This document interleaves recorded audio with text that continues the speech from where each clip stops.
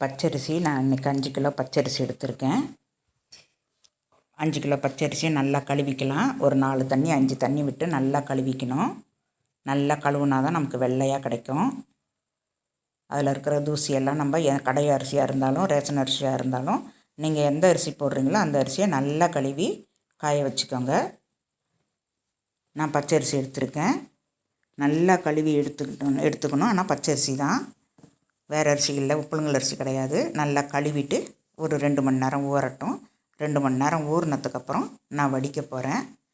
இந்த மாதிரி ஒரு வெள்ளை வேஷ்டியில் நம்ம போட்டுக்கலாம் வடிச்சிட்டு. இப்போ 2 மணி நேரம் ஊறிடுச்சு. ஊறினதுக்கப்புறம் நான் இப்போ இந்த மாதிரி வெள்ளை வேஷ்டியில் நம்ம போட்டுக்கலாம். இந்த மாதிரி ஜல்லி வச்சு நம்ம தண்ணியை வடிச்சிக்கலாம்.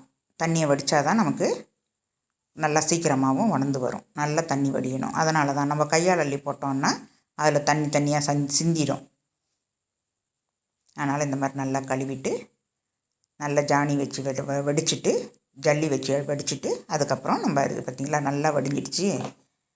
இப்போ இந்த அரிசியை நம்ம இந்த வெள்ளை வேஷ்டியில் போட்டு நல்லா தட்டி விடலாம். நல்லா பரப்பி விட்டோம் அப்படின்னாக்கா சீக்கிரமாக காஞ்சிடும். நம்ம ஃபேன் காற்றுல தான் காய போட போகிறோம். வெயிலில் காய போடலை. வெயிலில் போட்டோம்னா ஒரு 1/4 மணி நேரத்தில் நம்ம வெயிலில் இருந்து எடுத்துடலாம்.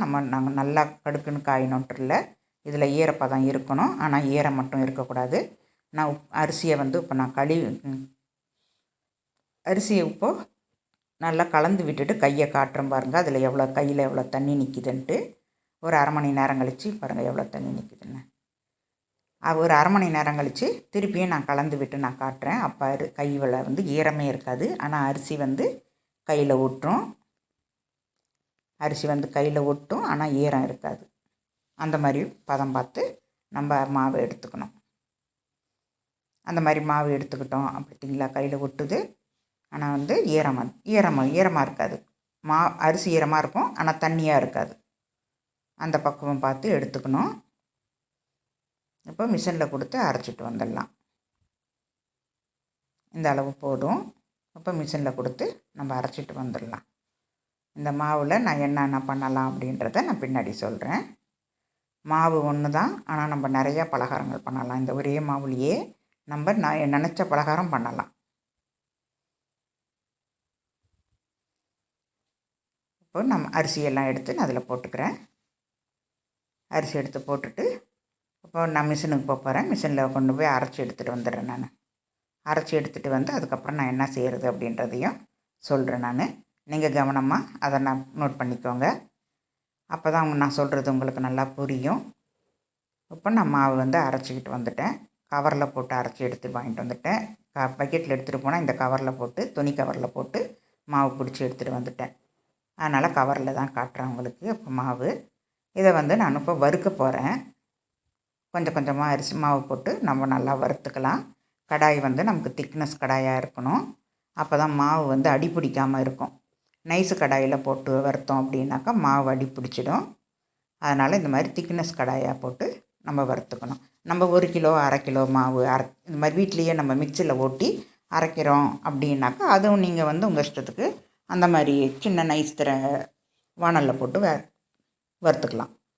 நம்ம நிறையா வறுக்கணும் அப்படின்னா நமக்கு திக்னஸ் வானல் தான் நமக்கு கரெக்டாக இருக்கும். ஏன்னா அந்த சூட்லேயே நமக்கு மாவு நல்லா வறுபட்டு வரும்.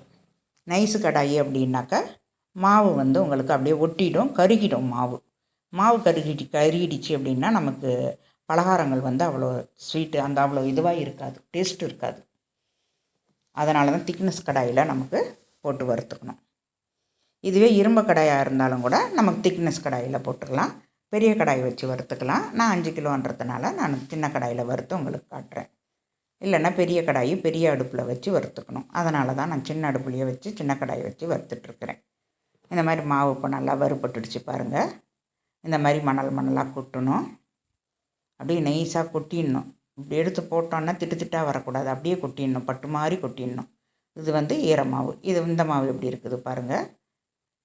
இது அந்த மாதிரி கொட்டாது. இது வறுபட்ட மாவு. வானலில் இருக்கிறது வறுபட்ட மாவு, கிண்ணத்தில் இருக்கிறது ஈரமாவு. இப்போ நம்ம இதை ஆற விட்டுக்கலாம். இந்த மாவை ஆற விட்டுக்கலாம். இந்த மாதிரி நான் எல்லா மாவையும் வறுத்துட்டு உங்களுக்கு காட்டுறேன். இப்போ ஆற விட்டுட்டேன். இப்போ பாருங்கள், கோடு இந்த மாதிரி கோடு கிழித்தோம் அப்படின்னா அந்த கோடு விழுகணும். அதுதான் உங்களுக்கு பதம்.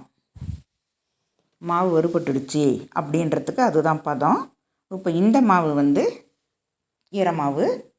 இந்த மாவு எப்படி இருக்குது பாருங்கள், வானலில் போட்டதுமே அப்படியே திட்டு திட்டாக இருக்குது, அப்படியே உருண்டை உருண்டையாக நிற்கும். அதனால தான் நம்ம கைவிடாமல் நம்ம மாவை வந்து பிரட்டி விடணும். இல்லைனாக்கா அப்படியே கட்டி கட்டியாக ஆகிடும். இதுலேயே நமக்கு நிறையா கட்டிகள், இவ்வளோ கை விடாமல் பிரட்டும் போதே நமக்கு கட்டி கட்டியாக விழுந்துடும், சின்ன சின்ன கட்டிகள் விழுந்துடும். நம்ம விட்டுட்டு நம்ம கலந்து விட்டோம் அப்படின்னாக்கா பெரிய பெரிய கட்டிங்களாக விழுந்துடும். அதனால தான் கைவிடாமல் நம்ம மாவு நல்லா கலந்துக்கணும். இப்போ ஸ்டவ் ஆஃப் பண்ணிவிட்டேன், மாவு எல்லாத்தையும் வறுத்துட்டேன். இப்போ பாருங்கள், நான் உங்களுக்கு இதுலேயும் கோடு போட்டு காட்டுறேன். நம்ம மாவு வறுக்கும் போதே நல்லா ஒரு வாசம் வரும். மாவு வறுபட்டுடுச்சு அப்படின்றத நமக்கே தெரியும் வறுக்கும்போது. உங்களுக்கு அப்படி தெரியலன்னா இந்த மாதிரி கோடு போட்டு பாருங்கள். இந்த மாதிரி கோடு போட்டிங்க அப்படின்னா கரெக்டாக விழுந்துடும் கோடு. அந்த டைம் நீங்கள் இறக்கிடலாம். இப்போ எல்லாமே ஆற விட்டுட்டேன், வறுத்து ஆற விட்டு பாத்திரத்தில் கொட்டியிருக்கேன். இப்போ சலித்து எடுத்துக்கலாம். நல்லா சலித்து எடுத்துக்கலாம். நல்லா நைஸ் சல்லடை, பெரிய கண்ணாக இருக்கக்கூடாது, சின்ன சின்ன கண்ணுங்களாக இருக்கணும்.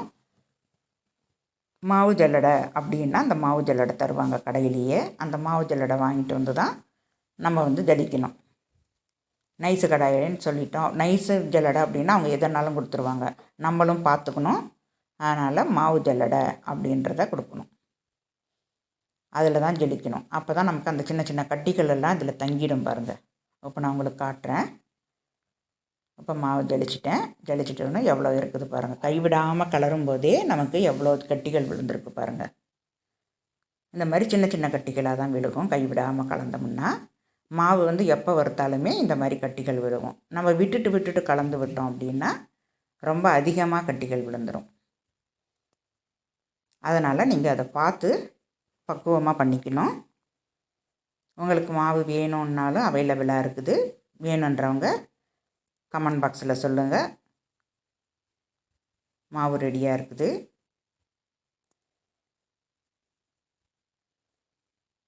இந்த மாதிரி சலிச்சிக்கணும்.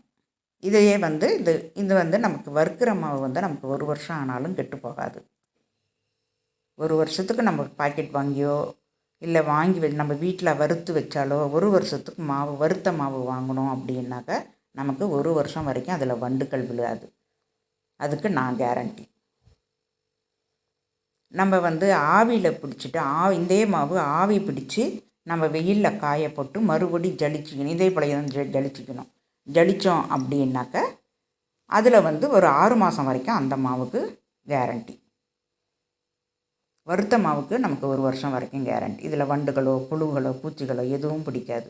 இப்போ நான் எல்லாத்தையுமே சலிச்சிட்டேன். அந்த சின்ன சின்ன கட்டிகள் எவ்வளோ இருக்குது பாருங்கள். அந்த கட்டிகள் எல்லாம் வந்து நான் மறுபடியும் மிக்ஸி ஜாரில் போட்டு ஓட்டி நான் இந்த மாவு கூடயே ஜலிச்சு நான் போட்டுடுவேன்.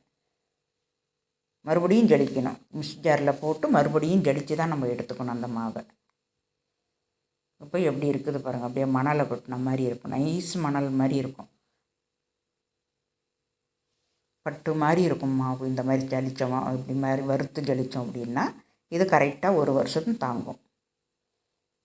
1 வருஷத்துக்கு மேலேயே நம்ம ஈரப்படாத கையாக வச்சு நம்ம மாவு அள்ளணும் அப்படின்னா 1 வருஷத்துக்கு மேலேயும் இருக்கும். நம்ம வந்து கொஞ்சம் கொஞ்சமாக தானே அரைக்கிறோம். 5 கிலோ 10 கிலோ அப்படி தானே அரைக்கிறோம். அது காலியாகிடும். இப்போ நம்ம வீட்டிலலாம் கொண்டு போய் வச்சுக்கிறோம். 1 கிலோ 1/2 கிலோவில் வாங்குறவங்கெல்லாம் அப்படியே ஸ்டோர் பண்ணி வச்சாங்க அப்படின்னா கூட 1 வருஷம் வரைக்கும் நமக்கு இருக்கும் இது. அதனால் சொல்கிறேன் நான் 1 வருஷம் வரைக்கும் இருக்கும் அப்படின்ட்டு. இந்த மாவில் வந்து நம்ம பால் கொழுக்கட்டை செய்யலாம், இடியாப்பம் செய்யலாம், கொழுக்கட்டை செய்யலாம், பிடி கொழுக்கட்டை செய்யலாம். நம்ம என்ன நினைக்கிறோமோ அது எல்லாமே இந்த வறுத்த மாவில் செஞ்சுக்கலாம். முறுக்கு செஞ்சுக்கலாம், சீடை செஞ்சுக்கலாம். இந்த வறுத்த மாவில் எல்லாமே செஞ்சுக்கலாம். இந்த வீடியோ பிடிச்சிருந்ததுன்னா லைக் பண்ணுங்கள், ஷேர் பண்ணுங்கள், சப்ஸ்கிரைபர் பண்ணுங்கள். மறக்காமல் பெல் பட்டன் அமுக்குங்க. இதை மூடி வச்சுக்கலாம். அப்போது யாருக்கு மாவு வேணும்னாலும் கமெண்ட் பாக்ஸில் சொல்லுங்கள். தேங்க்யூ.